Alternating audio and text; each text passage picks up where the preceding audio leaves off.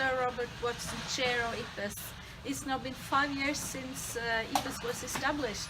And what is the status for IPBES today? What are the achievements so far? We've finished 2 major assessments, one on pollination and pollinators, and one on methodological, how do you do scenarios, how do you look at the future. The pollination assessment was extremely successful. The Conference of Parties of all governments in Cancun, Mexico, a few months ago, endorsed our findings and have actually got an action plan that all governments should help to protect pollinators and pollination. So we finished that report. We're now doing 4 regional assessments. What's the status of biodiversity and ecosystems in Africa, Asia, the Americas and in Europe? And how does it affect human well-being? How does it affect you and me? We're also doing a study on land degradation. What are the implications of land degradation on human well-being? And lastly, we have a major study, a global study on biodiversity. What we're trying to do here is put together what we call the summary documents, which will go to governments to approve line by line. So there are 4 regional assessments and 1 land degradation.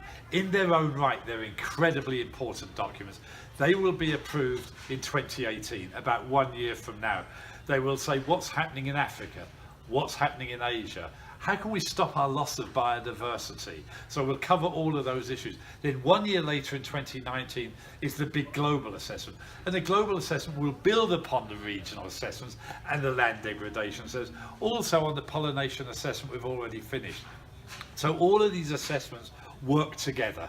How do you work to bring all this knowledge and science together? Yes, as you correctly said, the role of IPBES is the same as the IPCC.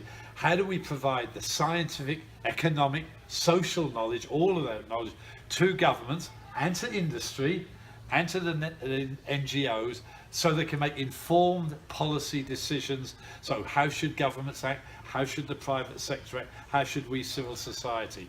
One of our challenges is make sure that we work closely with the IPCC so biodiversity and climate change interact with each other. So as we do our studies, we will work with the IPCC to make sure that we're collaborating with each other, we're complementing each other, and we feed into the big policy processes of the big convention on climate change and the big convention on biodiversity, on wetlands, etc. You are former chair of the IPCC.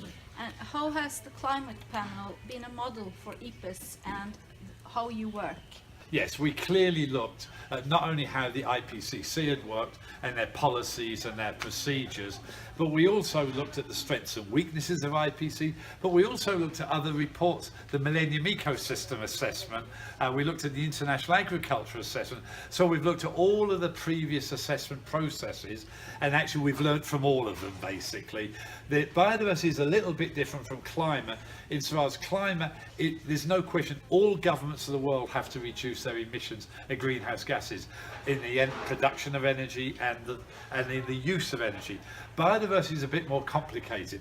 Each government will have to think closely about their own ecosystem. So an ecosystem in Norway is very different from an ecosystem in Brazil or in Russia. But we have learned very much from the IPCC. In your speech earlier today, you mentioned that there are 2 diverse worldviews on biodiversity. Could you explain that? Yeah, there's what I call a Western view. Basically, we're asking the question, what is biodiversity and our ecosystem? How do they give you ecosystem goods and services, production of food, clean water, etc.? And how does that affect you and I, human well-being? But there's also a more indigenous view, Mother Earth, nature's benefits to people and overall nature's contributions. So we're trying to look at these 2 different worldviews, a Western science perspective of the world and how more indigenous people who are one with the world. Most indigenous people view they are nature, nature is them. So we're bringing these 2 worldviews together, and actually I think quite successfully. We're still learning how to do it, there's a long way to go, but we are trying to bring what I call the knowledge from a Western society to the knowledge of indigenous people. So there will not be an imbalance in the assessment, main assessment? Well, we're trying to integrate the 2 worldviews basically. What does Western knowledge tell us about our ecosystem, but what can we learn from from the Sami people? What can we learn from the Inuit people? What can we learn from some of the tribes in Amazonia? The issues of biodiversity loss and importance of ecosystems do not attract as high media attention and are not on the top of the world political leaders' agenda at the moment as the climate issue. And how is IPBES going to address these issues and raise awareness globally and engage the governments? I think there's two issues. First, how do we make sure the public at large across the world understands that biodiversity isn't just caring about an individual tree or an individual animal. It's basically related to things they care about: food security, water security, human health. So we first have to make sure the public understand how important, but that means we have to work closely with the media through newspapers, television and social media now. So we have to make sure people, individuals, society understand. Secondly, we've got to make sure we can resonate with governments and with the private sector that biodiversity is central to the development agenda. It's not just a hug a tree agenda, it's central to the development agenda. And along with climate change, these are two very important environmental issues.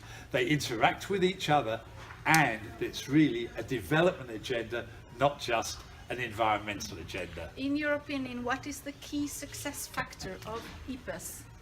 We have to show the relevance to people, the relevance to government, and one of them is to show value, both economic and social value. And it's not economic of what trades in the marketplace. Many of the things are protecting air quality, protecting water quality, controlling the Earth's climate. Well, you can't buy and sell it. It's incredibly important economically. So I believe that by having really evidence-based assessments based on the best knowledge of the world, presented it in an understandable way to the public and governments. And I think on the pollination assessment we did it very well. I'm hoping and expect that in our regional assessments, our land degradation and our global, again, we can find that right balance between intellectually rigorous but present it in an understandable way. You're also going to provide policy tools. Can you explain what would they be like? Could you give some examples? Well, there's a lot of policy tools. There's something called cost effectiveness. If you want a policy, say, to protect something, how cost effective is it? And there might be many ways to achieve the same target. There's others say, no, you should look at cost benefits. What's the cost of that policy and what are the benefits of it? So there's many tools that can be used when you think about different policies. All have different strengths, all have different weaknesses. So we're making sure that we have a catalogue of these policy tools explaining what the strengths and weaknesses are and how to best use them. When might you use a cost benefit analysis?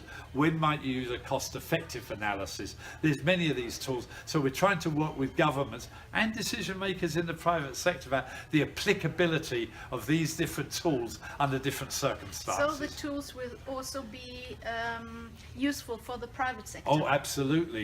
I mean, the private sector, we have to resonate with both governments and the private sector. We have to be honest, at the end of the day, the private sector is just as important as governments in managing both the climate system and biodiversity in our ecosystem. And some of the companies are superb. Unilever, to mention one, has got an excellent record about sustainable use of natural resources. They understand the importance of biodiversity. They understand that this is an economic issue. It affects their bottom line. Many industries use water. And so from the industry perspective, there's two issues. One, what's their footprint on the environment? And two, to what degree do they need the environment to be successful, basically? So we have to engage the private sector in the same way we need to engage governments. What role has Norway played so far within the setup and work of IPBES? The role of Norway has been absolutely critical.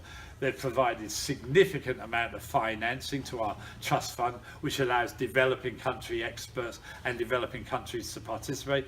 They have the technical support unit for capacity building here in the Ministry of Environment. So we're trying to increase capacity both in the scientific community around the world and in governments around the world.